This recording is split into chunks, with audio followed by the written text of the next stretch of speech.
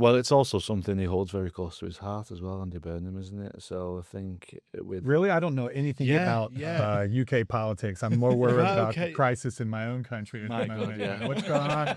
What's going on over here? So, we're not going to get involved in politics because I feel like it's a deep hole that you can't possibly get out of if you get too far into it. But his father has dementia. That's right, isn't it? Oh. Yeah. So it's something that he holds very close to his heart, and I like that about Burnham. Again, I'm not going to go on about it too much, but I feel there's a shift. All of a sudden, we're coming back to that kind of human connection again. You know, with the world of AI, I am still very passionate about people and how we connect as human beings with this, just kind of help enhance our lives. And that's the point I make a lot is AI is a powerful tool.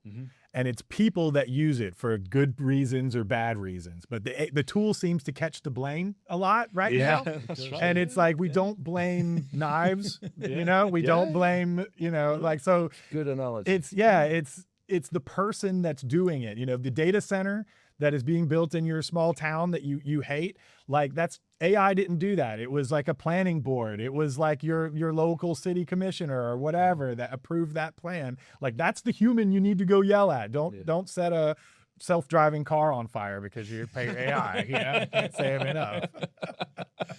Yeah. It is a challenge to kind of think that way, I think, because the human tendency is to think the bad things, to look at this could kind of take over the world and the human get out of the loop, but we can design it. We can design it. The challenge is going to be, I think, that obviously the corporations are kind of running a lot of this and are not kind of regulated in the way in which they should be doing. But that's up to governments really to start thinking about that. And I think it will be interesting as to how the EU respond to this. The States, probably in terms of their politics at the moment, probably will just let it fly, I would have thought. But there will come a time when... what do you think about that? I feel more and more so, they seem to be releasing a newer, powerful model, but only to like the top company, you know, banks, that kind of stuff. But there's a security concern for that, right? So what they're doing is they stage the release so that the bigger companies get an opportunity to shore up their software from being hacked. But by having that sort of staggered release, you're ensuring the status quo, which is kind of what governments are there to do, to kind of keep stability. But we talked about it a little bit in the last episode.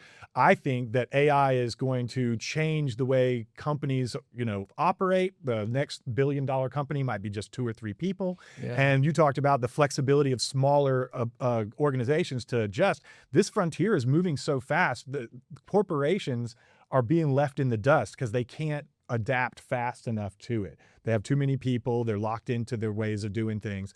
And so the rise of the small business, like I said in our last episode as well, so I'm trying not to repeat myself too much, but all these people that are getting laid off now from these big companies are going to be those companies' biggest competitor tomorrow, because they'll be the 3-man band that can react to what's happening out there while the dinosaurs march into their extinction, you know? Don't you just love that? I just think that's a perfect ending to this, actually. And I think it's going to take, we'll keep coming back to that as well, because that obviously is something that as a small business myself, as a small business yourself, you know, we've got the potential to do amazing things with this technology.